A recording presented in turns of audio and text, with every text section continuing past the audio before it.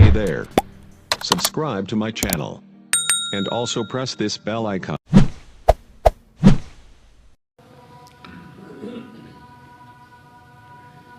السلام علیکم ورحمۃ اللہ وبرکاتہ۔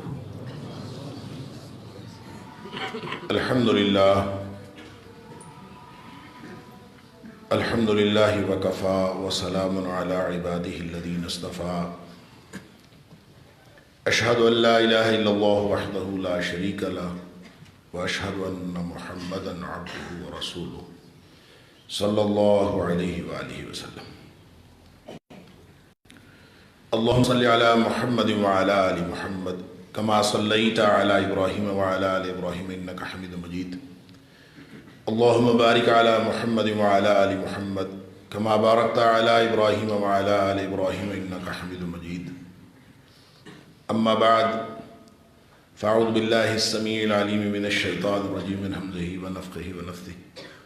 بسم اللہ الرحمن الرحیم۔ قل هل يستوي الذين يعلمون والذين لا يعلمون انما يتذكر اولي الالباب۔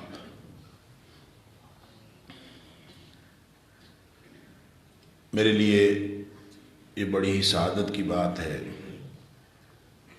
کہ میں آج یہاں علماء و شیوخ کے علاوہ آپ جو دین کا علم پڑھنے والے ہیں ان کے درمیان موجود ہوں،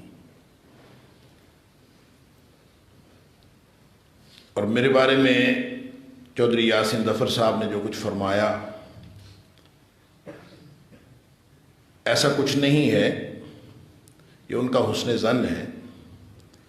اللہ تعالیٰ ان کا حسن ظن قائم رکھے اور میرے لیے ان سارے الفاظ کو دعا بنا دے، اور اللہ تعالیٰ ہم سب کے حق میں اس کو قبول فرما لے۔ میں تو ادنا سا دین کا طالب علم ہوں، اور آپ لوگوں کے درمیان آ کے اپنی کم مائگی کا احساس زیادہ شدت سے ہو رہا ہے، اور میں اپنے آپ کو اس قابل نہیں سمجھتا کہ مجھے آپ کو کوئی نصیحت کرنی چاہیے۔ آپ ماشاءاللہ اتنے بڑے بڑے شیوخ سے تعلیم حاصل کرتے ہیں جن کا حق یہ ہے کہ مجھے ان کے سامنے ذانو تلمس طے کرنا چاہیے۔ اللہ تعالیٰ ہم سب کو دین حق پر قائم رکھے، وہ ہدایت نصیب فرمائے جو اللہ تعالیٰ اپنے پسندیدہ بندوں کو نصیب فرماتا ہے، اور اللہ تعالیٰ ہماری زندگی جتنی بھی باقی ہے وہ ویسی بنا لے جیسی اس کو پسند ہے۔ اللہ تعالیٰ ہمیں دنیا میں بھی اکٹھا رکھے، اور اللہ تعالیٰ ہم سب کو جنت الفردوس کے اندر اکٹھا فرمائے۔ آج کے حالات کے چیلنجز کیا ہیں اور علماء کی ذمہ داری کیا ہے؟ مسائل اور چیلنجز کی بات کرنے سے پہلے مجھے تھوڑی سی گفتگو علماء کے حوالے سے کرنی ہے کہ علماء ہوتے کون ہیں، ان کی ذمہ داری کیا ہے۔ اور جب آپ حالات کے چیلنجز کی بات کرتے ہیں تو علماء کا معاشرے کے اندر کردار کیا ہوتا ہے اور کیا ہونا چاہیے؟ آپ نے یہ آیت کریمہ تو سنی ہوگی کہ انما یخشی اللہ من عبادہ العلماء، کہ اللہ سے علماء ہی ڈرتے ہیں۔ حالانکہ سارے ڈرتے ہیں، لیکن انما کے حصر کے ساتھ جو علماء کے بارے میں فرمایا ہے تو اس کا مطلب ہے کہ علماء کی خشیت کی یا علماء کے اللہ سے خوف کھانے کی حیثیت معاشرے کے اندر خصوصی ہے۔ ایک عام آدمی وہ لغزش کا شکار ہو یا عام آدمی ہدایت حاصل کر لے یا اس کو اللہ کی خشیت حاصل ہو جائے تو وہ ایک فرد کی خشیت ہے، وہ ایک فرد کی ہدایت ہے، وہ ایک فرد کی گمراہی ہے۔ لیکن جو عالم کی خشیت ہے وہ دراصل پورے عالم کے اوپر اثر انداز ہوتی ہے، اور عالم کی لغزش وہ بھی پورے عالم کی لغزش شمار ہوتی ہے۔ حضرت عمر فاروق رضی اللہ تعالیٰ عنہ کا یہ قول آپ نے سنا ہوگا جو سنن دارمی کے اندر موجود ہے حضرت عمر فاروق رضی اللہ تعالیٰ عنہ نے زیاد بن حدیر سے پوچھا تھا کہ هل تعرف ماذا يهدم الاسلام، کہ تمہیں معلوم ہے کہ اسلام کب ڈھہ جاتا، کون سی چیز اسلام کو ڈھا دیتی ہے، مسمار کر دیتی ہے، گرا دیتی ہے، منہدم کر دیتی ہے؟ تو انہوں نے آگے سے عرض کیا تھا کہ مجھے تو معلوم نہیں ہے، آپ مجھے بتا دیں۔ تو پھر عمر فاروق رضی اللہ تعالیٰ نے یہ بات فرمائی تھی کہ جو سب سے پہلی چیز اسلام کو انہدام کا شکار کرتی ہے، یہدمہ ذلۃ العالم، معاشرہ بگڑتا ہے اس وقت جب عالم بگڑتا ہے، عالم کی لغزش، عالم کی پھسلن۔ عام آدمی پھسلتا ہے تو وہ ایک آدمی پھسلتا ہے، عالم پھسلتا ہے تو سارا معاشرہ پھسلتا ہے۔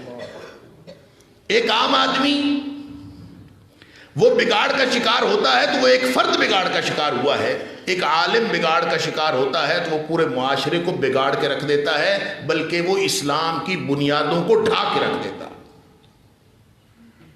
لہذا آپ یہ نہ سمجھیں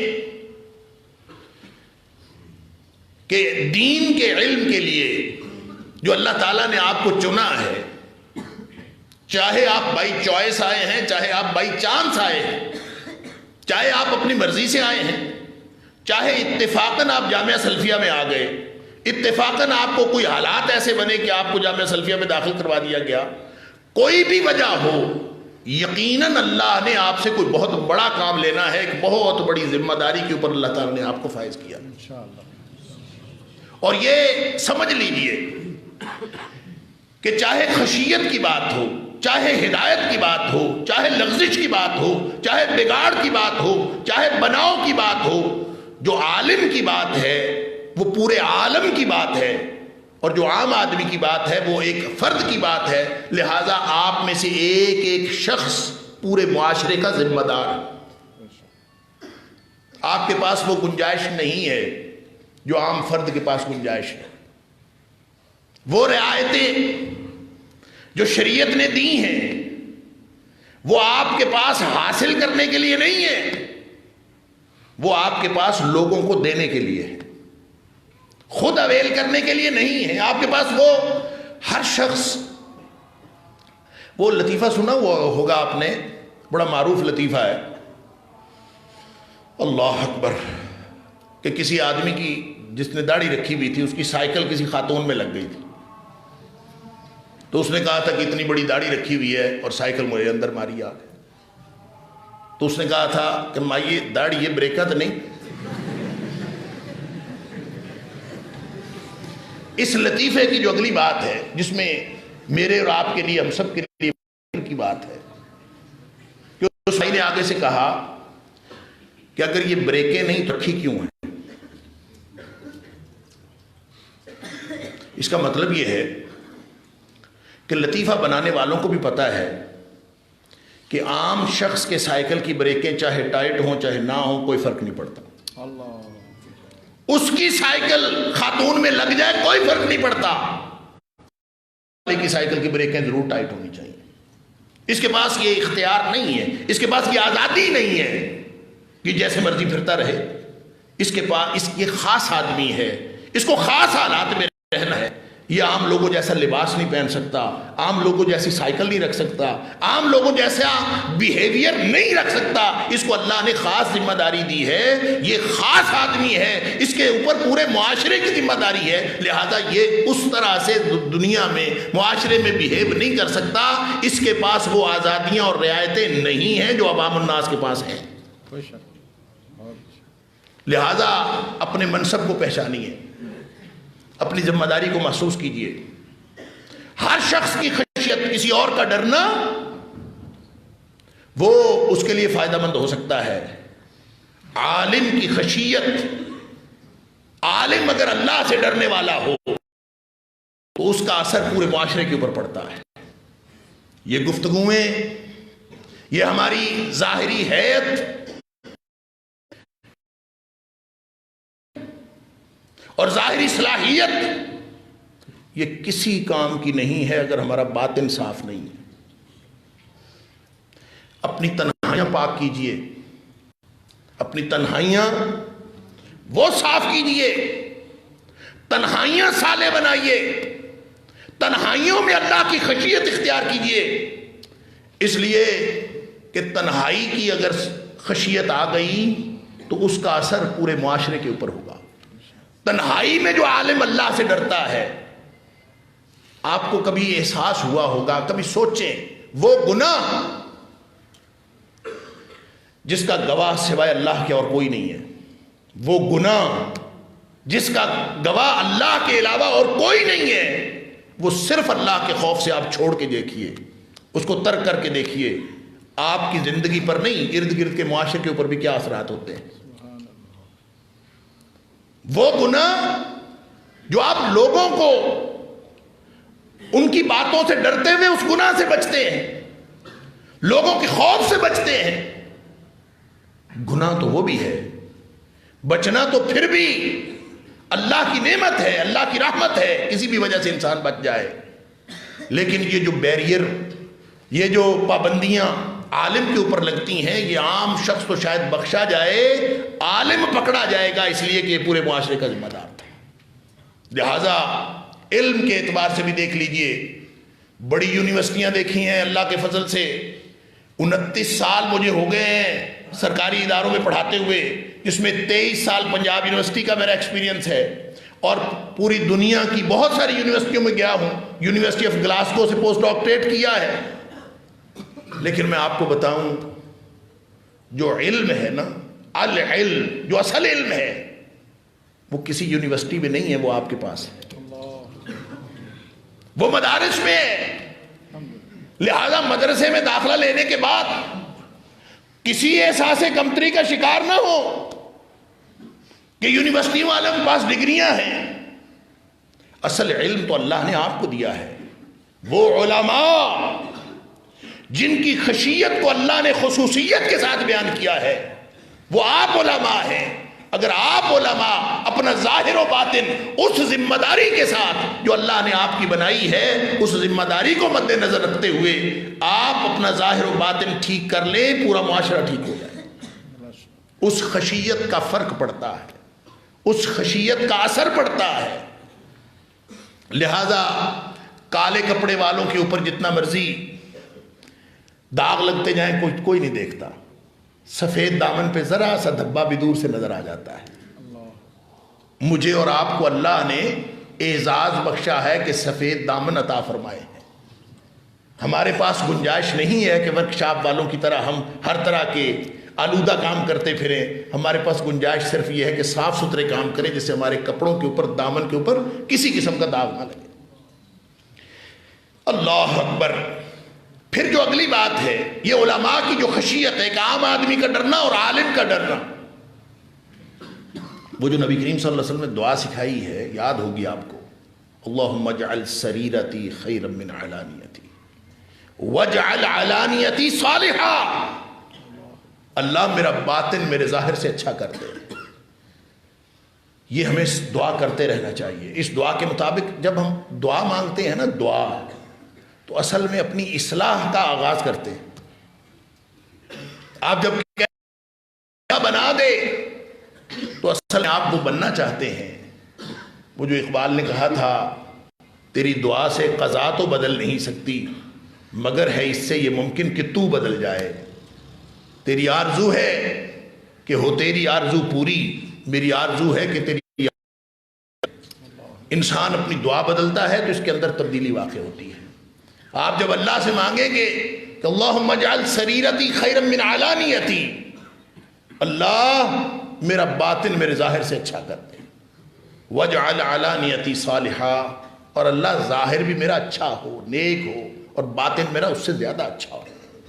پھر تنہائیوں میں آپ کو ذمہ داری کا احساس ہوگا، پھر تنہائیاں اللہ کے خوف سے لبریز ہوگی۔ عالم کا فرق اور عالم کی خشیت کا فرق، آپ دوسرے لوگوں سے فرق یہ ہے کہ جب وہ ڈرتا ہے تو اس کا خوف، اس کی خشیت، وہ پوری زندگی کو تبدیل کر کے رکھ دیتی ہے، نہ صرف اس کی اپنی زندگی کو بلکہ اس کے ارد گرد کے سارے معاشرے کو تبدیل کر کے رکھ دیتی ہے۔ اللہ اکبر۔ اللہ تعالی ہم سب کو یہ خشیت اور یہ خوف عطا فرمائے۔ مگر نہ بڑا خطرناک معاملہ ہے، ظاہری طور پر نیک اعمال کر لینا، لوگوں کو نیک بن کے دکھا دینا، اچھی باتیں کر لینا، اچھی تقریریں کر لینا، لیکن اگر باطن صاف نہیں ہے، تنہائی پاک نہیں ہے، اللہ اکبر، تو اس سے جو فرق پڑتا ہے نا، وہ صرف اپنی شخصیت کو فرق نہیں پڑتا، پورا معاشرہ بگاڑ کا شکار ہو جاتا ہے۔ وہ حدیث جو حضرت ثوبان رضی اللہ تعالیٰ عنہ والی ہے کہ ایسے لوگ جو نبی پاک صلی اللہ علیہ وسلم فرماتے ہیں لا اعلمن اقواما من امتی، میں اپنے امت کے ان لوگوں کو جانتا ہوں جو قیامت کے پہاڑوں جیسے اعمال لے کے آئیں گے، لیکن اللہ تعالیٰ ان کو گرد و غبار بنا کے اڑا دے گا، فَيَجْعَلُهُ اللَّهُ هَبَاءً مَنْثُورًا، بڑے بڑے اعمال سارے اللہ اکبر گرد و غبار بن کے اڑ جائیں گے۔ صحابہ ڈر گئے، اللہ کے رسول صلی اللہ علیہ وسلم نشانی بتا دیجئے تاکہ ہم ان جیسے نہ بنیں۔ نشانی کیسی؟ ہم جیسے، تمہارے جیسے اعمال کرنے والے، جو شب و روز تمہارے ہیں وہی ان کے۔ فرق کیا ہے؟ فرق یہ ہے کہ اذا خلوا بمحارم اللہ انتہکوها، جب تنہائی میں ہوتے ہیں نا اس وقت اللہ کی حرمتوں کو پامال کرتے ہیں، تنہائی میں اللہ کی حرمتوں کو پامال کرتے ہیں۔ میں اکثر سوچتا ہوں کہ یہ حدیث جب صحابہ کرام نے سنی ہوگی، آپ اندازہ کریں اس دور کا کہ اگر کوئی آدمی اس دور میں اپنے کمرے میں تنہا ہو، اندر سے کنڈی لگی ہوئی ہو، تو اللہ کی کون سی حرمت پامال کرے گا؟ اللہ کی حرمتیں پامال کرنے کا موقع ہی کیا ہے؟ تو وہ موقع جو اللہ کی حرمتیں تنہائی میں پامال کرنے کا ہے وہ تو آج آیا ہے۔ تو یہ حدیث تو لگتا ہے ہی آج کے لیے۔ آج ہمارے ہاتھ میں پوری دنیا ہے، آج ہمارے ہاتھ میں موبائل ہے، آج ہر شخص تنہا بیٹھنا چاہتا ہے، دوسروں سے الگ ہونا چاہتا ہے۔ کس لیے؟ اس لیے کہ اس کے پاس موبائل ہے، وہ اس پہ بیٹھ کے کرتا کیا ہے؟ جتنی مرضی حرمتیں پامال کرے، اللہ اکبر، سوائے اللہ کے اس کو کوئی دیکھنے والا نہیں ہے۔ تو وہ اذا خلوا بمحارم اللہ انتہکوها، کیا عالم کیا جاہل، سارے اب دیکھیں ہر ایک کے پاس یہ موجود ہے، اور یہ عالم اگر ذمہ داری کا احساس نہیں کرے گا تو معاشرے کے بگاڑ کو روکا نہیں جا سکتا۔ لہذا چیلنجز کیا ہیں؟ میرے خیال میں چونکہ خود مولوی ہوں، میرے خیال میں سب سے بڑا چیلنج اپنی اصلاح، اور اپنی اصلاح کا چیلنج اس لیے ہے کہ اصلاح کا عمل نقص کے احساس کا تقاضا کرتا ہے۔ نقص کا احساس ہوگا تو اصلاح ہوگی نا، کمی یا خامی کا احساس ہوگا تو اصلاح ہوگی نا۔ تو ہم نے جو معاشرے کا بگاڑ دیکھا، ہم نے جو معاشرے کی خرابیاں دیکھی، ہم نے جو معاشرے میں عقیدے بگڑتے دیکھے، ہم نے بگڑے ہوئے اعمال دیکھے، ہم نے فحاشی دیکھی، ہم نے لوگوں کو دین سے دور دیکھا، تو ہم نے محسوس کیا کہ ہم تو بہت اچھے ہیں۔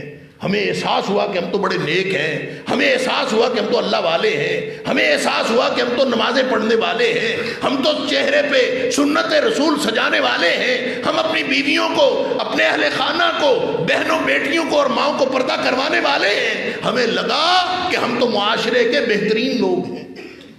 یہ وہ احساس ہے جس نے ہمارے اندر اصلاح کا عمل روک دیا۔ اصلاح تو تب ہوگی نا، اصلاح تو تب ہوگی جب ہمارے اندر یہ احساس ہو کہ ہمارے اندر کوئی نقص اور خامی ہے۔ لہذا اللہ کے سامنے سجدہ ریز ہوتے ہوئے، اللہ کے سامنے گڑ گڑاتے ہوئے یہ سمجھنا چاہیے کہ ساری دھرتی کے سارے لوگ میرے سے بہتر ہیں۔ اللہ میں ہی سب سے کہتر ہوں، میں ہی سب سے کمتر ہوں، میرے اندر بہت ساری خرابیاں ہیں۔ یوں آپ اللہ کے سامنے گڑ گڑا کے دیکھیں، پھر دیکھیں اللہ آپ کی زبان کے اندر بھی تاثیر پیدا کرے گا، آپ کے عمل کے اندر بھی تاثیر پیدا کرے گا، آپ کی عبادت کے اندر خشوع اور خضوع بھی پیدا ہوگا۔ اللہ تعالی ہماری تنہائیاں ٹھیک کر دے، اور ہمیں یہ احساس عطا فرما دے کہ ہمیں اصلاح کی ضرورت ہے. ہمیں ہر وقت یہ سوچنا چاہیے کہ ہمیں اصلاح کی ضرورت ہے. ذلت العالم یہدم الاسلام یا یہدمہ ذلت العالم. جب عالم بگڑ گیا، عالم لغزش کا شکار ہو گیا اور سمجھتا یہ ہے کہ میں ٹھیک ہوں، تو بگاڑ کا احساس بھی ختم ہو گیا. اللہ اکبر، بگاڑ کا احساس بھی ختم ہو گیا. جو اقبال نے کہا تھا، وائے ناکامی متائے کارواں جاتا رہا، کارواں کے دل سے احساس زیاں جاتا رہا. یا پھر وہ رئیس امروہوی کا شاید قطع ہے، شاید مجھے یاد آ جائے. اللہ اکبر، کہنے لگے کہ ہم کو تباہی کا غم نہیں. میں نے کہا وجہ تباہی یہی تو ہے. جس کو تباہی کا غم ختم ہو گیا، اسی وجہ سے تو ہمیں تباہی آئی ہے. اللہ، ہم لوگ ہیں عذاب الہی سے بے خبر. اے بے خبر، عذاب الہی یہی تو ہے. یہ احساس نہ ہونا سب سے بڑا چیلنج ہے. یہی تباہی کا باعث ہے کہ ہمیں احساس ہی نہیں ہے کہ ہم کیا کر رہے ہیں. ہم اپنے آپ کو ذمہ دار قرار نہیں دے رہے، ہم اونرشپ نہیں لے رہے. ہم سمجھ رہے ہیں کہ پاکستان اگر بگڑا ہے، اگر معاشرہ بگڑا ہے تو بہت سارے لوگوں نے بگاڑا ہے، میں نے اکیلے تھوڑی بگاڑا ہے. لہذا ہر شخص یہی سمجھ رہا اور کوئی ذمہ داری لینے کے لیے تیار نہیں. ہم اس بگاڑ کے اپنے آپ کو ذمہ داری قرار نہیں دیتے، اس لیے کہ ہم نیک لوگ، اپنے آپ کو نیک سمجھنے والے، اپنے آپ کو صالح سمجھنے والے. اصلاح کی تو گنجائش ہی ختم ہو گئی. اصلاح تو وہ کرے گا نا جو اپنے اندر نقص کا احساس رکھے گا. تو میرے اور آپ کے اندر سب سے بڑا چیلنج یہ ہے کہ اپنے نقص کا احساس پیدا کریں، اپنے اندر خامی کا احساس پیدا کریں، اور اس احساس کے ساتھ اللہ سے ہمیشہ دعا کرتے رہیں کہ اللہ ہماری خامیاں دور کر دے، ہماری تنہائیاں بھی ٹھیک کر دے، ہمارا باطن بھی ٹھیک کر دے، ہمارا ظاہر بھی ٹھیک کر دے. اس کے بعد آپ آ جائیں ان چیلنجز کی طرف جو معاشرے کے اندر ہمیں معلوم ہونے چاہیے. اور ایک دفعہ پھر میں یہ کہوں گا کہ وہ ذمہ داری بھی آپ کی ہی ہے کہ معاشرے کے مسائل معلوم بھی کرنا ہے، معاشرے کی نبض پر ہاتھ بھی رکھنا ہے، اور اس کا علاج بھی ڈھونڈنا ہے. یہ بھی آپ کی ذمہ داری. کیوں؟ اس لیے کہ میں نے نہیں لگائی، یہ اللہ نے لگائی ہے. اللہ کے رسول صلی اللہ علیہ وسلم لگا گئے. العلماء ورثۃ الانبیاء، نبیوں کے وارث تو علماء ہیں. اور علماء کون ہیں؟ اگر آپ نہیں ہیں تو پھر وہ عالم کہاں سے آئیں گے؟ اگر وہ آپ لوگ نہیں ہیں، اگر دین کے علم کے ساتھ وابستگی رکھنے والے نہیں ہیں، تو پھر وہ کون ہے؟ اللہ نے آپ کو علم دی، وہ علم آپ کے پاس ہے.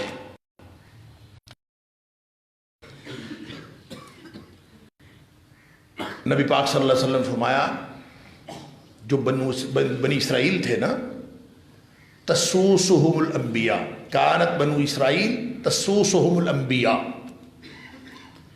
ساسا یسوسو کا معنی پتہ کیا ہوتا ہے؟ سیاست کرنا. اور ہم نے سیاست کا معنی، آپ فیروز اللغات اٹھا کے دیکھیں، اس میں لکھا ہے فریب کاری کرنا. سیاست کا معنی فریب کاری کرنا. انا للہ و انا الیہ راجعون. اللہ کے رسول صلی اللہ علیہ وسلم فرماتے ہیں جو بنی اسرائیل کے انبیاء تھے وہ سیاست کرتے تھے. تو یہ جن فریب کاروں نے سیاست کا معنی فریب کاری رکھا ہے، اور جنہوں نے فریب کاری کرنی تھی انہوں نے یہ معنی رکھا ہے، ان کو یہ معلوم نہیں ہے کہ سیاست تو مانیٹرنگ کا نام ہے، پورے معاشرے پر نگاہ رکھنے کا نام ہے. پورے معاشرے کی ایک ایک پہلو کو، ایک ایک خرابی کو، اس پر نگاہ بھی رکھنی ہے، اس کے نقص کی نشاندہی بھی کرنی ہے، اور اس کی اصلاح بھی کرنی ہے. اللہ نے قرآن میں فرمایا ہے وَمَا أَرْسَلْنَا مِن رَّسُولٍ إِلَّا بِلِسَانِ قَوْمِهِ لِيُبَيِّنَ لَهُمْ. ہم نے جتنے بھی رسول بھیجے ہیں معاشرے کی زبان سمجھنے والے بھیجے ہیں. کیوں؟ انہی کی زبان میں بھیجے ہیں. لِيُبَيِّنَ لَهُمْ. نشاندہی وہ ہی نہیں کریں گے تو اور کون کرے؟ نشاندہی تو علماء نے کرنی. خراب لوگوں کو یہ بتانا کہ یہ خرابی ہے، وہ احساس بھی دلانا علماء کا کام. اور وہ عالم وہ کبھی احساس دلا نہیں سکتا جس کو اپنے نقص کا احساس نہیں ہے، وہ کسی کو بھی احساس نہیں دلا سکتا۔ یہ جو امر بالمعروف اور نہی عن المنکر کا معاملہ ہے نا، بنی اسرائیل پر لعنت کا سبب جو اللہ نے سورہ مائدہ میں بیان فرمائے مختلف اسباب کیا ہے، يتناهون عن منکر فعلوه، برائیاں علماء نہیں کرتے تھے، برائیاں دوسرے لوگ کرتے تھے، معاشرہ بگڑا ہوا، خرابیاں وہاں تھیں، لیکن یہ ان کو روکتے نہیں تھے، یہ منع ہی نہیں کرتے تھے۔ احساس ہو تو منع کریں، یا ذمہ داری لیں، اونرشپ لیں کہ معاشرہ میرا ہے، ملک میرا ہے، یہ ارد گرد ماحول میرا ہے، محلہ میرا ہے، یہ ذمہ داری میری ہے۔ کوئی احساس کرے گا تو وہ بات کرے گا۔ یہ علماء کی سطح پر، علماء کی سائیڈ پہ چیلنجز یہ ہیں، جو دوسری طرف چیلنجز ہیں اس کا تذکرہ بعد میں کرتا ہوں۔ دوسری طرف چیلنجز بے شمار ہیں، ان کا مقابلہ بھی ہمیں ہی کرنا ہے، وہ ہماری ذمہ داری۔ وہ چیلنجز کیا ہے، خرابی کیا ہے، خرابی پیدا کرنے والے عناصر کتنے ہیں، اس کی تو سمجھ نہیں آتی۔ کہاں کہاں لوگ جو ہیں کرونا وائرس اور آج کل عورت وائرس، یہ کبھی کبھی نشاندہی ہو جاتی۔ وائرس ہے، بیماری ہے نا، وہ بیماری جس کا کچھ سمجھ نہ آئے اس کا کوئی نام رکھ کے وائرس بنا دیتے ہیں۔ اللہ اکبر۔ اور یہ بھی کس لیے آتی ہے؟ یہ بھی معاشرے کی بیماریوں، معاشرے کی بدعمالیوں کی وجہ سے۔ آپ کے اساتذہ نے آپ کو بتایا ہوگا، وہ جو ابن ماجہ کی روایت ہے اور صحیح حدیث ہے کہ نبی اکرم صلی اللہ علیہ وسلم نے فرمایا، جب لوگوں میں فحاشی اس قدر بڑھ جائے حتی یعلنوا بہا، کہ لوگ جو ہے علانیہ فحاشی کے مرتکب ہونے لگیں، اعلان بھی کرنے لگیں، سوشل میڈیا پہ بتا کے، الیکٹرانک میڈیا پہ بتا کے، ساری دنیا کو بتا کے بے حیائی کے نعرے لگنے لگیں۔ اللہ اکبر۔ الا فشا فیہم الطاعون والاوجاع التي لم تكن مضت في اسلافهم الذين مضوا، ان کے اندر اللہ تعالیٰ وہ بیماریاں ڈال دیتا ہے، وہ خرابیاں، ایسے ایسے وائرس آ جاتے ہیں جن کا نام کبھی ان کے نہ اسلاف نے سنا، نہ انہوں نے خود کبھی سنا۔ تو یہ جو کچھ ہو رہا ہے یہ بے سبب نہیں ہے۔ ظہر الفساد فی البر والبحر بما کسبت ایدی الناس لیذیقہم بعد الذی عملوا لعلہم یرجعون۔ اللہ اکبر۔ یہ جو بگاڑ پیدا ہوا ہے، یہ جو ہر چیز درہم برہم ہو گئی ہے، خشکی اور تری پر فساد پیدا ہو گیا ہے، یہ بے سبب نہیں ہے۔ وہ زمین جو اللہ نے ہمارے لیے بچھونا بنائی، وہ پہاڑ جو اس زمین کو ہلنے سے بچانے کے لیے بنائے، وہ سمندر جو اللہ نے ہمارے فائدے کے لیے بنائے، وہ سارے کام الٹے شروع کر دیتے ہیں۔ جس موسم میں بارشوں کی ضرورت ہوتی ہے بارشیں ہونے کا نام نہیں لیتی، جس موسم میں بارشوں کی ضرورت نہیں ہوتی بارشیں رکنے کا نام نہیں لیتی، سارا سسٹم ہی بگڑ گیا۔ ظہر الفساد فی البر والبحر بما کسبت ایدی الناس۔ یہ لوگوں کے کرتوت ہیں جس کی وجہ سے سب بگاڑ پیدا ہو۔ لہٰذا وہ جو کرتوت ہیں، میں نے شروع والی جو گفتگو کی وہ ہماری سائیڈ کی گفتگو تھی، ہمارے حوالے سے گفتگو تھی۔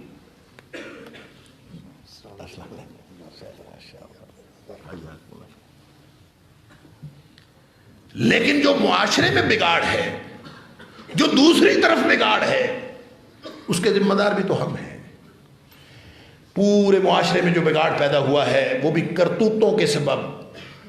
یہاں صرف امید کی بات یہ ہے لیذیقہم بعد الذی عملوا، یہ امید کی بات ہے۔ عذاب نہیں آیا ابھی، اللہ نے ابھی پکڑ نہیں کی، اس لیے کہ اگر اللہ پکڑ لیتا نا، وَلَوْ يُؤَاخِذُ اللَّهُ النَّاسَ بِمَا كَسَبُوا، اللہ اگر لوگوں کے کرتوتوں کے سبب پکڑ لیتا، مَا تَرَكَ عَلَى ظَهْرِهَا مِن دَابَّةٍ، تو روئے زمین پر کوئی جاندار تمہیں چلتا ہوا نظر نہ آتا۔ اتنا بڑا عذاب آتا اللہ کا۔ یہ تو شکر ہے کہ اللہ فرماتا ہے لیذیقہم بعد الذی عملوا، یہ تھوڑا سا چکھایا ہے میں نے، تھوڑے سے اعمال کا تھوڑا سا بدلہ چکھایا ہے، اس لیے لعلہم یرجعون، کہ کہ شاید کہ لوگوں کی واپسی ہو جائے، لوگ واپس پلٹنے کے لیے سوچیں، اور واپس پلٹنے کے لیے وہ سوچے گا نا جس کو احساس ہو کہ میں غلط راستے پہ جا رہا ہوں۔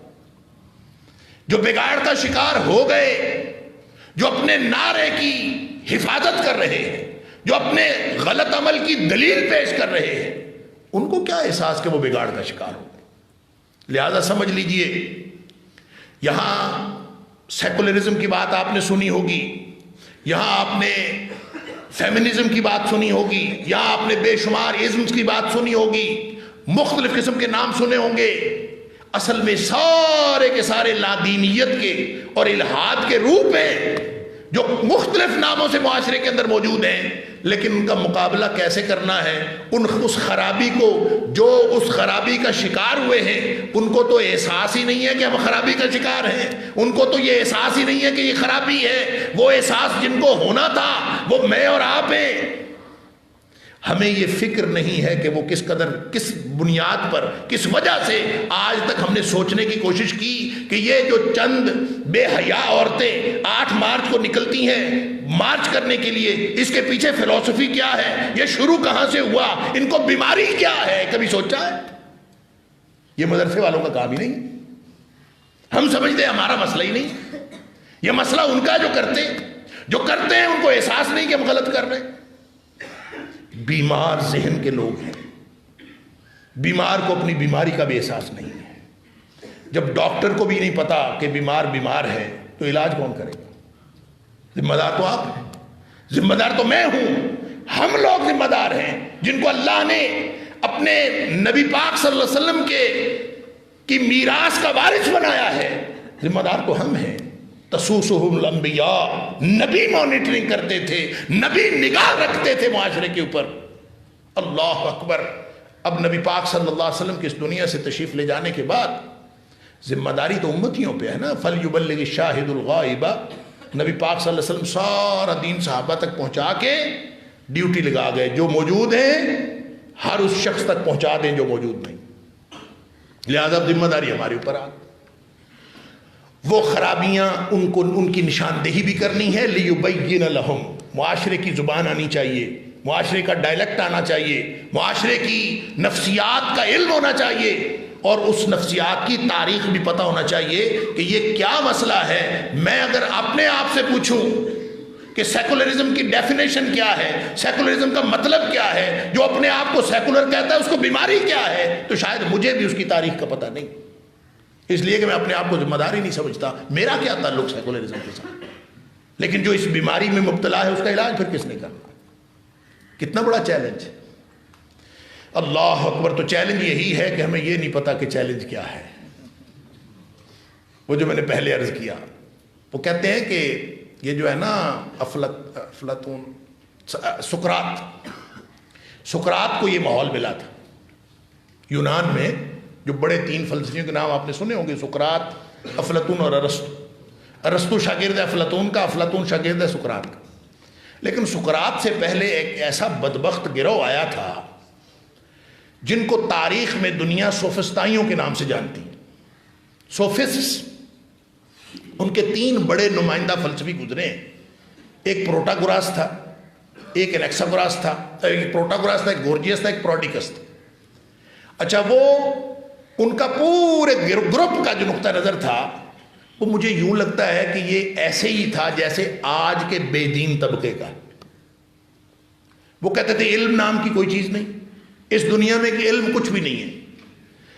پروٹاگوراس کا مثلاً اس کا ایک مشہور مقولہ جو تاریخ اس کو جانتی ہے وہ ہے مین از دا میئر آف آل تھنگس، آدمی ہر چیز کا پیمانہ، آدمی ہر چیز کا پیمانہ ہے کا مطلب یہ ہر آدمی خود جس کو اچھا سمجھے وہ اچھائی ہے، جس کو برا سمجھے وہ برائی ہے۔ لہذا ہو سکتا ہے کوئی چیز میرے لیے اچھی ہو اور آپ کے لیے اچھی نہ ہو، لہذا آپ جو آپ کے لیے اچھی آپ اس کو خیر کہیں، جو آپ کے لیے اچھی نہیں آپ اس کو شر کہیں۔ لہذا خیر اور شر کا تصور ہر ایک کا اپنا اپنا، خیر اور شر کا تصور اپنا اپنا، علم کا تصور اپنا اپنا، اور اخلاق کا تصور اپنا اپنا، سب ہر تصور اپنا اپنا۔ مین از دا میئر آف آل تھنگس، آدمی ہر چیز کا پیمانہ ہے۔ تو آپ یہ بتائیں اصلاح کس نے کرنی ہے؟ جب میں بھی ٹھیک ہوں آپ بھی ٹھیک ہیں. افلاطون نے اپنے مکالمات کے اندر سقراط کا اور ایک ریاضی دان کا ایک فرضی مکالمہ لکھا. وہ کہتا ہے کہ جو تم کہتے ہو وہ پروٹاگوراس کو, اصل میں پروٹاگوراس کا ایک ریاضی دان کا اس نے مکالمہ لکھا. وہ کہتا ہے یار پروٹاگوراس, سنا ہے تم یہ کہتے ہو کہ جو میں کہتا ہوں وہ بھی ٹھیک ہے اور جو تم کہتے ہو وہ بھی ٹھیک ہے. وہ کہتا ہے ہاں, جو میں کہتا ہوں وہ بھی ٹھیک ہے, جو تم کہتے ہو وہ بھی ٹھیک ہے. وہ کہتا ہے اچھا پھر میں کہتا ہوں تم غلط کہتے ہو. وہ کہتا ہے یہ بھی ٹھیک ہے. تو پھر غلط کیا ہے؟ مجھے لگتا ہے ہم ایسے معاشرے میں رہ رہے ہیں, سب ٹھیک ہے. وہ کہتا ہے اوپر سے دیندار طبقے نے ایک نعرہ بنایا ہے, اپنا مذہب چھوڑو نہ, کسی کے مذہب کو چھیڑو نہ. کمال ہو گئی. جو کچھ کرتا ہے کرتا رہے. مغرب بھی یہی کہتا ہے, وہ کہتا ہے مذہب پرائیویٹ معاملہ ہے, اپنا اپنا ذات کا. تو پھر معاشرے کا کیا ہے؟ جو نبی تھے, جن کا کام ہوتا تھا پورے معاشرے کی نگاہ رکھنا, پورے معاشرے کی نبض پہ ہاتھ رکھنا, ان کی نفسیات کو چیک کرنا. شاید وقت بتا دیے کتنی دیر اور نہیں بتا دے شاید. میں اچھا گستاخی اعوذ باللہ من الشیطان. تو نبیوں کا تو کام ہی ہے بھائی. اگر آپ نبیوں کے وارث ہیں, اگر ہم نبیوں کے وارث ہیں اور ہیں, تو پھر پورے معاشرے پر نگاہ رکھنی ہے. ان کی خرابیوں کی نشاندہی بھی ہم نے کرنی ہے. ہمیں, اور ہم کیسے کریں گے؟ ہمیں پتا ہوگا تو کریں گے نا. تو یہ بے خبری ہے. میں عرض یہ کرنے لگا تھا کہ اس ماحول میں سقراط کا کارنامہ پتہ کیا ہے؟ مورخین لکھتے ہیں کہ اس کا صرف یہ کارنامہ ہے کہ اس نے علم کی معروضی حیثیت کو بحال کر دیا. کیا مطلب؟ کہ علم ایک عالمگیر چیز ہے, وہ ذاتی نہیں ہے, وہ سب کا ہے. اس چیز کو علم کہیں گے جو سب کے درمیان مشترکہ ہو. اس کی ایک لمبی تفصیل ہے. آپ کسی ایسے معاشرے میں ہوں جس معاشرے میں ہر بندہ ہی ٹھیک ہے, تو وہاں آپ ان کو ٹھیک کیسے کریں گے؟ کتنا مشکل کام ہے. لہذا اس نے ٹھیک شیک کوئی نہیں کیا. اس کو تو ایک واقعہ ہوا اتفاقاً کہ اس کے کسی شاگرد نے کسی مندر کی کاہنہ سے پوچھا, کوئی اپالو مندر کی کاہنہ سے, کہ یہ بتاؤ کہ ان کے خیال میں, ان کے عقیدے کے مطابق کاہنہ تو سب کچھ جانتی تھی نا. تو اس نے اس سے پوچھا کہ یہ بتاؤ ایتھنز کا سب سے بڑا دانا کون ہے؟ ایتھنز میں سب سے زیادہ جو جانتا ہے, جو سب سے بڑا دانا ہے وہ کون ہے؟ اس نے کہا سقراط.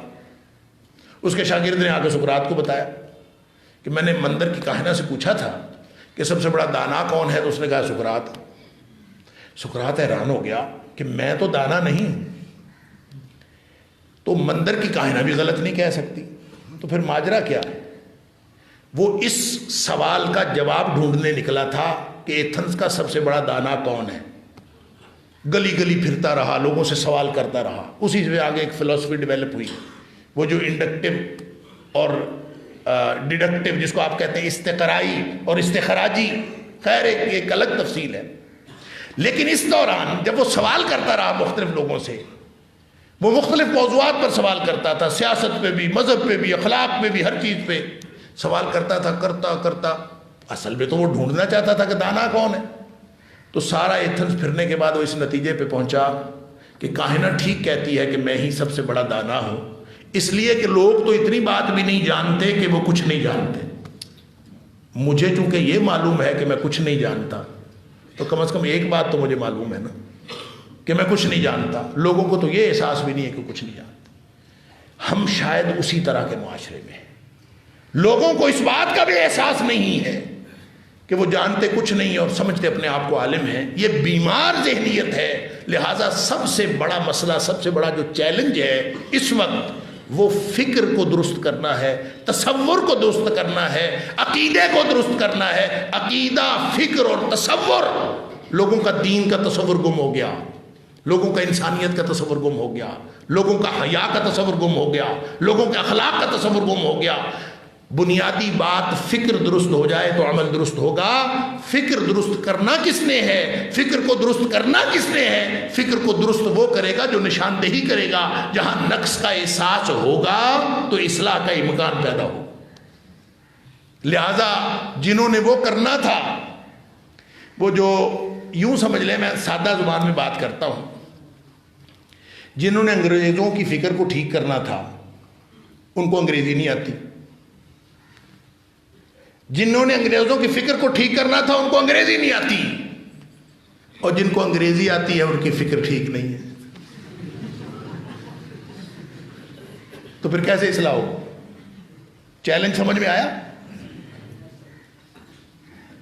وہ ہمارا ایک دوست ہے، وہ مذاق سے کہتا ہوتا تھا مومنوں کو انگریزی نہیں آتی، ہم اللہ کا شکر ہے مومن ہیں، ہمیں نہیں آتی، انگریزی کافر زبان ہے۔ اللہ اکبر۔ لہذا میرے بھائیوں، میرے عزیزوں، اس فکر اور فلسفے کو سمجھنے کی کوشش کرنا کہ جس نے خرابی پیدا کی ہے، یہ بھی ہمارے چیلنج کا حصہ ہے، یہ ہمارے لیے چیلنج ہے۔ وَمَا أَرْسَلْنَا مِن رَّسُولٍ إِلَّا بِلِسَانِ قَوْمِهِ لِيُبَيِّنَ لَهُمْ۔ بدبخت کافر لکھتا ہے کرائسس آف اسلام، کبھی سنا ہے؟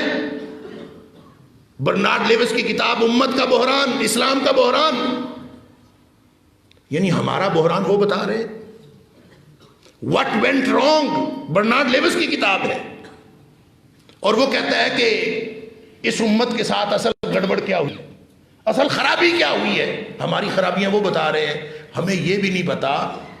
اچھا، یہ جو نہ پتا ہونا تو یہ عذاب ہے ہی، جن کو پتا ہے وہ اس سے بڑا عذاب بن گیا۔ یہ ایک اور مسئلہ بھی ہے، جنہوں نے پڑھا ہے نا ان کو، ہم نے تو پڑھا نہیں، ہم تو اس لیے خوش ہیں، اور جنہوں نے پڑھا ہے نا، اللہ ہی بچائے تو بندہ بچتا ہے، جنہوں نے پڑھا ہے وہ ایمان لے آئے، جنہوں نے اس کو پڑھا ہے وہ اس پر ایمان لے آئے۔ جس کے پاس یہ استعداد نہ ہو کہ وہ کھرے اور کھوٹے کو پرکھ سکے، اور یہ استعداد کتابیں پڑھنے سے نہیں آتی، وہ جو میں نے پہلے بات کی ہے اس سے آتی ہے۔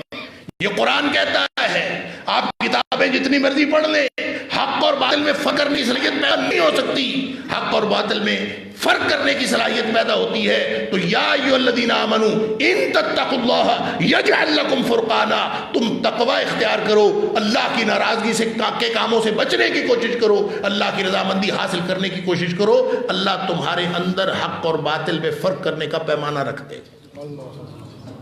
یہ احساس، یہ اللہ کی دین ہے، وہ ذمہ داری، جو چیلنج کا پہلا فیز تھا جو میں نے عرض کیا، اس کو پورا کریں گے تو یہ احساس پیدا ہوگا، پھر حق اور باطل بھی نظر آئے گا۔ جنہوں نے ان کو پڑھا ہے نا، میں مثال ایک دیتا ہوں، ایک خاتون ہے کیرن آرمسٹرانگ، آج کے دور میں لکھ رہی، اسلام کے اوپر کوئی 14-16 کتابیں اس کی آ گئیں، کسی نے نام سنا ہے؟ اس نے سیرت پر 2 کتابیں لکھی، ایک اس نے 1996 میں لکھی تھی، ایک اس نے 2006 میں لکھی، 10 سال بعد۔ ایک اس نے لکھی محمد صلی اللہ علیہ وسلم، دا پروفٹ آف اسلام، اور پھر دوسری کتاب اس نے لکھی محمد صلی اللہ علیہ وسلم، دا پروفٹ آف آور ٹائمز، آج کے دور کا نبی پاک صلی اللہ علیہ وسلم، آج کے دور کے نبی۔ اس نے جو بھی، اس میں کرسچن ہے خاتون، عیسائی ہے، ابھی بھی عیسائی ہے۔ آپ یہ بتائیں، میں اور آپ سیرت کی کتاب لکھیں تو ہمیں تو محبت ہے نبی پاک صلی اللہ علیہ وسلم کے ساتھ، ہم تو لکھتے ہیں سیرت کی کتاب نبی کریم صلی اللہ علیہ وسلم کے ساتھ تعلق ہونے کی وجہ سے۔ کافر کیوں لکھتا ہے؟ ایک کافرہ کیوں لکھتی ہے؟ اور جن لوگوں نے ان کتابوں کو پڑھا، میں یونیورسٹیوں میں بیٹھا ہوں، میں یونیورسٹیوں میں جاتا ہوں، میں سر پیٹ کے رہ گیا کہ جنہوں نے پڑھ کے ایک پروفیسر صاحب اس کے بارے میں تقریر کر رہے تھے کہ مجھے پورا یقین ہے کہ کیرن آرمسٹرانگ اسلام کی مخلصہ ہے، اسلام کی مخلصہ ہے۔ بندہ پوچھے مخلصہ ہے تو اسلام قبول کیوں نہیں کیا؟ اگر مخلصہ ہے تو اسلام قبول نہیں کیا، اس کا مطلب یہ ہے کہ کتابیں ہم نے پڑھی ہیں لیکن تقوی کے بغیر پڑھی۔ سمجھ کیسے ہے؟ پہلے وہ بنیاد مضبوط ہوگی تو پھر آپ کو اللہ سمجھا دے گا کہ اس بدبخت نے یہ سیرت پہ کتاب کیوں لکھی ہے، اس کا مطلب کیا ہے۔ وہ اس کا مطمع نظر کیا ہے، وہ امت مسلمہ کو اور جدید ذہن کو کیسے متاثر کر کے کیا گمراہی اس کے ذہن میں ڈالنا چاہتی ہے، سیرت کی کتاب لکھ کے یہ فرق اس کو پتہ چلے گا جو تقوی کو مضبوط کرنے کے بعد اس کو پڑھے گا، جو اللہ سے تقوی کی بنیاد پر فرقان کا طالب ہوگا اس کو سمجھ آئے گی۔ اللہ اکبر۔ لہذا سن لیجئے، کوئی مخلصہ نہیں ہے، مخلصہ ہوتی تو اسلام قبول کرتی، وہ سیرت پر 2 کتابیں لکھ کے بھی کافرہ کی کافرہ ہے، ہم دعا کرتے ہیں اللہ اس کو ہدایت دے دے، لیکن اس نے پتہ کیوں لکھی ہے؟ اس نے ہمیں گمراہ کرنے کے لیے لکھی۔ مسلمان پڑھیں گے، اس نے یہ کہا ہے کہ نبی کریم صلی اللہ علیہ وسلم اگر آج کے دور میں ہوتے تو وہ مغرب میں ہوتے تو بھی اس معاشرے کے اندر چھا جاتے، مشرق کے اندر ہوتے تو بھی اس معاشرے کے اندر چھا جاتے، آج کے دور کے تقاضوں کو پورا کرتے۔ اصل میں وہ نبی پاک صلی اللہ علیہ وسلم کی تعریف نہیں کر رہی، اصل میں ہمیں سمجھا رہی ہے کہ مغربی تہذیب قبول کر لو، کوئی فرق نہیں پڑتا۔ لیکن اس کو کون سمجھے؟ اس کو وہی سمجھے گا جس کو اللہ نے تقوی عطا فرمایا ہوگا، جس کو اللہ نے فرقان عطا فرمایا ہوگا، وگرنہ سمجھ نہیں آئے گی۔ لہذا ذمہ داری ہماری ہے، لیکن اپنی اصلاح کے بعد معاشرے کی فکر کی، تصور کی ان خرابیوں کو سمجھیں۔ میں انتہائی اختصار کے ساتھ 4 باتیں آپ کے سامنے رکھنا چاہتا ہوں کہ 4 بڑی وجوہات ہیں، یہ 4 بڑے اسباب ہیں جنہوں نے اصل میں اس فکر اور عقیدے کو خراب کیا ہے اور خراب کرتے جا رہے ہیں مسلسل۔ اس میں ایک تو وجہ یہی مغربی الحاد ہے۔ مغرب کا الحاد کبھی اسلام کی نظر میں، کبھی اسلام کی شکل میں، کبھی وہ سیرت کی شکل میں، کبھی وہ اسلام پر اور امت کے خیر خواہ بن کے وہ ہماری بنیادوں کو کھوکھلا کر رہے ہیں، ہمیں پتہ ہی نہیں چل رہا، ہمیں سمجھ ہی نہیں آ رہی۔ جن کو نہیں پتا، میں کہتا ہوں وہ جو بے خبری ہے وہ چھوٹا عذاب ہے، اور جن کو پڑھنے کے بعد بھی نہیں پتا اصل عذاب تو یہ ہے۔ اللہ اکبر۔ تو بہرحال 4 باتیں، ایک مغربی الحاد ہے، اس کو سمجھیں گے نہیں تو مقابلہ کیسے کریں گے؟ لہٰذا میں آپ سے درخواست کروں گا، اور علماء سے بھی اور آپ کے شیوخ سے بھی درخواست کروں گا کہ مغربی فکر و فلسفہ کو اپنے کورس میں شامل کریں، اپنے نصاب میں شامل کریں۔ ہم سمجھنے کی کوشش، میں سعودی عرب گیا، جتنی جامعات میں گیا، میں جا کے ان سے یہی بات کرتا تھا، جس استاد سے بات ہوئی میں ان سے، جتنی مجھے ٹوٹی پھوٹی عربی آتی تھی، میں ان سے یہ بات کرتا تھا کہ آپ مغربی فکر و فلسفہ کو اس میں شامل کریں اپنے نصاب۔ کوئی چیز ہے ایسی جو آپ اس کو سمجھنے کے لیے اپنے طلبہ کو سمجھا رہے؟ تو وہ ہر استاد تقریباً کم و بیش وہ کہتا تھا عقیدہ، کیونکہ وہ شروع سے لے کے عقیدہ پڑھانا شروع کرتے ہیں اور کئی سال تک عقیدہ پڑھاتے ہیں۔ وہ مجھ سے پوچھتا تھا اچھا آپ عقیدے کی بات کر رہے ہیں؟ میں کہتا تھا ہاں میں عقیدے کی بات کرتا ہوں، لیکن اپنے نہیں، ان کے عقیدے کی بات کرتا ہوں۔ ان کا عقیدہ سمجھیں گے تو سمجھ آئے گی کہ خرابی کیا ہے۔ ہم اپنے عقیدے کو تو پڑھتے ہیں، ہم ان کے عقیدے کو نہیں پڑھتے۔ لہذا سن لیجئے، آپ کو مغربی فکر و فلسفہ سمجھنے کی ضرورت ہے اور اس کو نصاب میں شامل کرنے کی ضرورت ہے۔ جب تک آپ نہیں پڑھیں گے، آپ نہ الحاد کو سمجھ سکتے ہیں، نہ اس الحاد کی تباہ کاریوں کا مقابلہ کر سکتے ہیں۔ اللہ تعالیٰ آپ کو ہمت دے اور اللہ تعالیٰ آپ کے اندر وہ صلاحیت پیدا کرے۔ 2 زبانیں، ایک انگریزی اور ایک عربی، اگر اللہ تعالیٰ آپ کو ان 2 زبانوں میں پورا عبور دے دے تو پھر آپ اسلام کی صحیح تبلیغ کر سکتے ہیں۔ پھر آپ پوری دنیا میں اللہ کے فضل سے آپ کا پوری دنیا آپ کا میدان ہے، اور یہ نہ سمجھیں کہ وہ کوئی ہے، کوئی کہیں بے خبری میں مر گیا تو ذمہ دار آپ ہیں۔ اونرشپ لیں، ذمہ داری لیں۔ اکیلے بیٹھ کے اللہ نے آپ کو منتخب کیا دین کا علم پڑھنے کے لیے، آپ عام آدمی نہیں ہیں۔ لہذا ایک مغربی الحاد کو سمجھنے کی ضرورت ہے، اور دوسرا ایک اور سبب جس نے ہماری فکر کو آلودہ کیا ہے، یہ جتنے عزم ہیں، یہ کبھی موقع ملا تو میں مغربی الحاد کی تاریخ آپ کو بتاؤں کہ کس طرح سے ایک ایک کر کے سٹیپ بائی سٹیپ ہمارے ذہنوں کو آلودہ کیا گیا ہے، اور ہمیں سمجھ نہیں آتی کب ہم الحاد کا شکار ہو گئے۔ یہ بالکل وہی بات ہے جو اللہ تعالیٰ نے فرمایا تھا لا تتبعوا خطوات الشیطان، شیطان کے قدموں کی پیروی نہ کرو، وہ انسان کو کبھی ایک دم گمراہ نہیں کرتا، وہ سٹیپ بائی سٹیپ ایک ایک قدم کر کے گمراہ کرتا ہے، ہم ساتھ ہی ساتھ پھسلتے چلے جاتے ہیں اور پتہ ہی نہیں چلتا کہ ہمارے ساتھ ہو کیا گیا۔ دوسرا بڑا سبب جہالت ہے، اور وہ جہالت کیا ہے تو یہ الحاد بھی جہالت، لیکن یہ تو ڈگریوں کے نام پر ہے، پڑھی لکھی کمیونٹی کے اندر ہے، لیکن ایک وہ جہالت ہے جو دین کے نام پر جہالت پھیلائی جا رہی ہے۔ یہ بڑی پرانی بیماری ہے، یہ آج کے دور میں بھی موجود ہے۔ یعنی پاکستان میں بر صغیر کے اندر خاص طور پر مولوی بننے کے لیے کیا ضرورت ہوتی ہے؟ ڈگری کی نہیں، کسی مدرسے کی سند کی نہیں، یہاں مولوی بننے کی سردار بنی ہے، کرتا لمبا پہننا ہے، سر پہ پگڑی رکھنی ہے، اس کے بعد آپ جس کو مرضی گمراہ کریں آپ کو سرٹیفکیٹ ہے، کوئی نہیں دیکھتا۔ اور ہمارے یہاں ایک پروفیسر کا بیٹا، دیوبندی تھے، دیوبندیوں کا بیٹا، وہ کوئی کسی وجہ سے گھر سے ناراض ہوا تو گھر سے بھاگ گیا۔ اس نے بیچارے نے، وہ والد صاحب اس کے بڑے نیک آدمی ہیں، انہوں نے مدرسے میں پڑھایا، حافظ بنایا، اچھا پڑھا لکھا، اچھا، لیکن اس کو پتہ ہے کہ یہاں علم کا دور دورہ نہیں ہے، جہالت کا دور دورہ ہے، لہذا وہ گھر سے بھاگ گیا۔ بعد میں پتہ چلا، اس کے والد صاحب سے پوچھا کہاں ہے آج کل؟ کہتا ہے جی وہ فلاں علاقے میں ہے، پیر بنا ہوا ہے، نام بھی اس نے بدلا ہوا ہے، اور پیر بخاری کے نام سے اس علاقے میں مشہور ہے، دم درود بھی کرتا ہے۔ یہ ہے سکہ رائج الوقت۔ اس جہالت کا علاج بھی کس نے کرنا ہے؟ ہم اونرشپ ہی نہیں لیتے، ہم کہتے ہیں کہ یہ بگڑے ہوئے لوگ ہیں، ہم یہ سمجھتے ہیں گمراہ لوگ ہیں، ہم یہ سمجھتے ہیں کہ ہم جنتی ہیں وہ جہنمی ہیں، نعوذ باللہ من ذالک۔ ان کے بارے میں بھی ہمیں سوال ہوگا۔ جو بیمار ہے اس کو بیماری کا احساس نہیں، تو جس کو بیماری کا احساس ہے اس نے علاج کے لیے قدم کیوں نہیں اٹھایا؟ اور تیسرا ایک اور سبب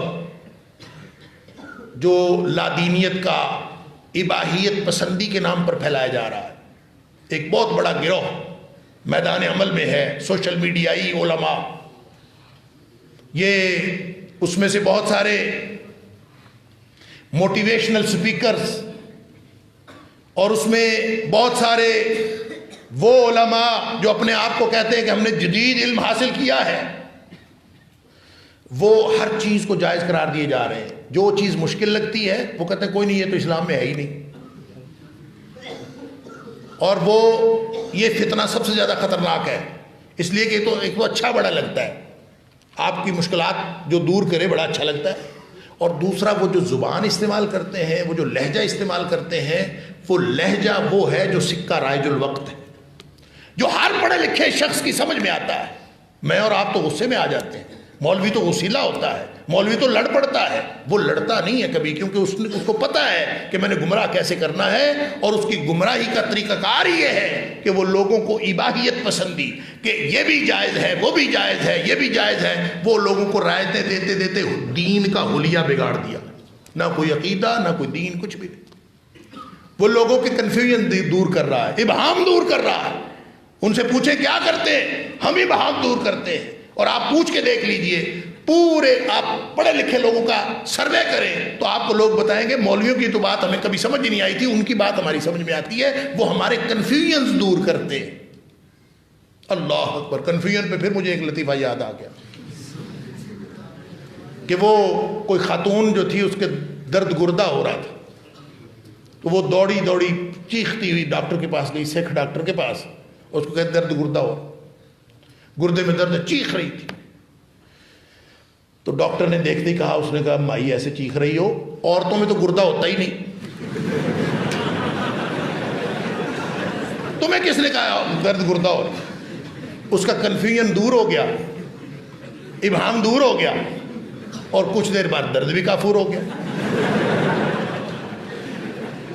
تو یہ جو اباحیت پسندی والے، یہ بڑی پڑھی لکھی گفتگو کر کے الیکٹرانک میڈیا کے اوپر آ کے، سوشل میڈیا کے اوپر آ کے ان کو باقاعدہ پروموٹ کیا جا رہا ہے، اور یہ یہ سر چڑھ کے بول رہا ہے. اس سے بڑا کوئی چیلنج نہیں ہوگا کہ ان کی زبان آپ کو بھی مات کر دے. ان کا لہجہ شاندار لہجہ، الفاظ کا چناؤ بہترین. آپ ان کے ساتھ مناظرہ کر کے دیکھ لیں، آپ ہار جائیں گے وہ جیت جائیں گے، اس لیے کہ ان کی ٹریننگ ہی یہ ہوئی ہے کہ ہم نے مولویوں کو کس طرح سے زیر کرنا. یہ بھی ہمارا چیلنج ہے، اس کو بھی ہم نے میٹ کرنا ہے. عقیدہ ٹھیک کرنا ہے، اگر عقیدے کی خرابیاں دور کرنی ہے، اگر چیلنجز کا مقابلہ کرنا ہے، تو آپ کو بھی وہی ڈائلیکٹ، وہی انداز گفتگو، وہی اسلوب، وہی الفاظ کا چناؤ یہ حاصل کرنا ہوگا. اللہ اکبر. اور ایک آخری بات، آخری سبب، وہ جو تشدد کا اسلام ہے، پرتشدد اسلام، آرتھوڈاکسی کے نام پر کتاب و سنت کا نام لے کر کفر کا فتویٰ لگاؤ، خود ہی فیصلہ کرو، خود ہی ایک دین کی تشریح کرو، اور اس دین کی تشریح کر کے خود ہی اس کے اوپر حکم لگاؤ اور خود ہی ٹھا کر. یعنی یہ ایک اور بڑا فتنہ، کیونکہ وہ کتاب و سنت کا نام لیتے ہیں، وہ اللہ کا قرآن سناتے ہیں، وہ نبی پاک صلی اللہ علیہ وسلم کا فرمان سناتے ہیں، اور پھر ایسے اسلام کی تشریح اور ایسی تعبیر کرتے ہیں کہ وہ ہر شخص کو کافر قرار دے کر لوگ، یعنی دین کہتا ہے کہ لوگوں کو دین کے دائرے میں لائیں، یہ دین کے دائرے سے نکالتے ہیں اور پھر ان کو زندہ رہنے کا حق بھی نہیں دیتے. یہ اس نے بھی ہمارے دین کا حلیہ بگاڑا ہے، اس نے بھی ہمارا عقیدہ خراب کیا ہے. تو اس لیے میرے عزیزو، ہمارے چیلنجز تو بڑے ہی خطرناک اور خوفناک ہیں، لیکن ابتدا کہاں سے ہوگی؟ ابتدا اپنی اصلاح سے ہوگی، اور اللہ سے وہ دعائیں کرنے سے ہوگی. اللہم اجعل سریرتی خیرا من علانیتی واجعل علانیتی صالحا. اللہ ایسا بنا دے کہ تنہائیاں بھی پاک ہو جائیں، ظاہر باطن پاک ہو جائے، تو پھر ہو سکتا ہے کہ ہمیں لوگوں کو سمجھانے کے لیے اتنی لمبی لمبی تقریروں کی ضرورت نہ پڑے. ہمارے اس عمل کی قوت سے اللہ تعالیٰ اصلاح کا عمل شروع کر دے. سب سے بڑا مؤثر ذریعہ تبلیغ اسوہ ہے، کردار ہے. آپ کو یہ کہنا نہ پڑے کہ یہ کرو. دیکھیں، وَمَنْ أَحْسَنُ قَوْلًا مِّمَّنْ دَعَا إِلَى اللَّهِ وَعَمِلَ صَالِحًا. جو اللہ کی طرف بلاتا ہے وہ کردار بھی بناتا ہے. اس کا کردار ہو، اللہ کی طرف بلا رہا ہو، وَعَمِلَ صَالِحًا، اس کا کردار، اس کے اوپر گواہی ہو. وَقَالَ إِنَّنِي مِنَ الْمُسْلِمِينَ، اس کو حق پہنچتا ہے کہ وہ ممبر رسول پہ کھڑا ہو کے کہے کہ میں ہوں مسلمان، مجھے دیکھو، ہمارے جیسے بن جاؤ. اللہ ہمیں ایسا کردار دے کہ ہم لوگوں کے لیے ایگزمپلری بن جائیں، ہم مثال بن جائیں، اور لوگوں کے سامنے ان کو بتانے کے لیے، جیسے نبی اکرم صلی اللہ علیہ وسلم نے فرمایا تھا کہ میں نے تمہارے اندر عمر گزاری ہے، میرے کردار کو دیکھ لو. اللہ ہمیں بھی ایسا کردار عطا فرمائے کہ لوگ مولویوں کو دیکھ کے باتیں نہ کریں. جن لوگوں کو، اور جیسے اشفاق احمد نے کہا تھا کہ لوگ مولویوں کو باتیں اس لیے کرتے ہیں کہ ان کا اصل میں اسلام کو باتیں کرنے کو دل چاہتا ہے، اسلام کی خرابیاں، اسلام کو گالیاں دینے کو دل کرتا ہے. اسلام کو وہ دے نہیں سکتے، مولوی کو گالی دے کے اپنے انتقام کی آگ ٹھنڈی کرتے. لیکن میں اور آپ یہ ذمہ داری لیں کہ اگر ہم نے کوئی خرابی کی انفرادی طور پر تو ضرب اسلام پر پڑے گی، کیونکہ اسلام کے نمائندے ہم ہیں. لہٰذا ہمارے پاس بہت لمیٹڈ چوائس ہے، ہمارے پاس وہ اسلام کی دی ہوئی رعایتیں بھی اویل کرنے کا اختیار نہیں ہے. ہم بہت ذمہ دار پوزیشن میں ہیں، ہمیں اسی ذمہ داری کا کردار اپنانا ہے. اللہ تعالیٰ مجھے اور آپ کو اس بات کی توفیق عطا فرمائے. وآخر دعوانا الحمدللہ رب العالمین.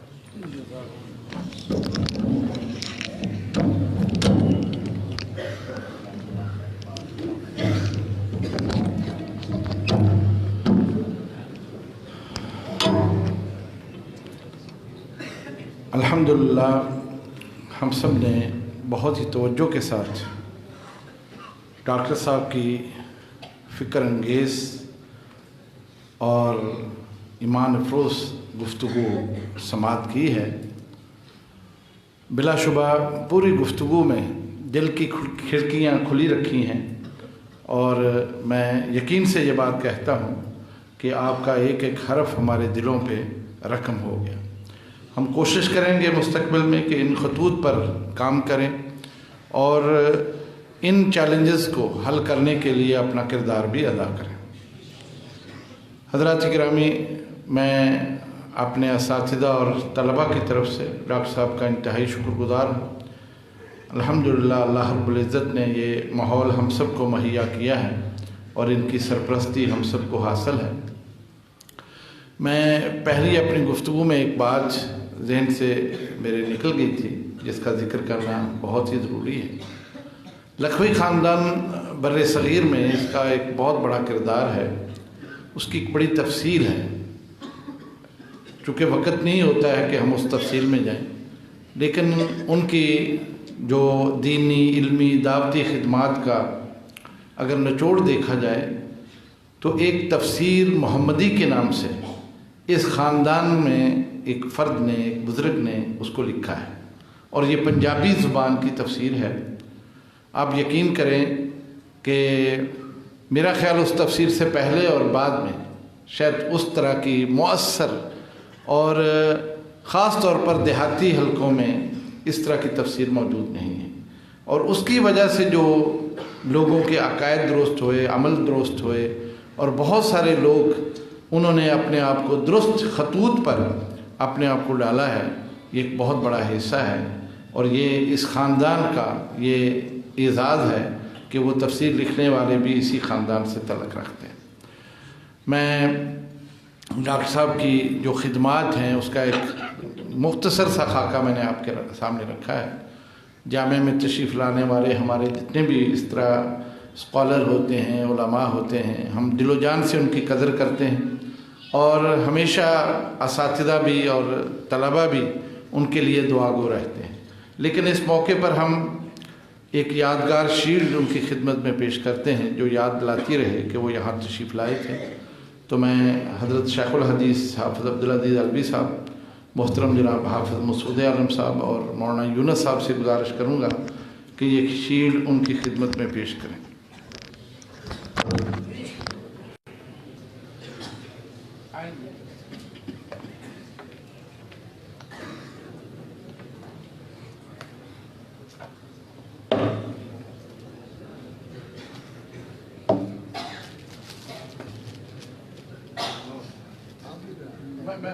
میں دیتا ہوں،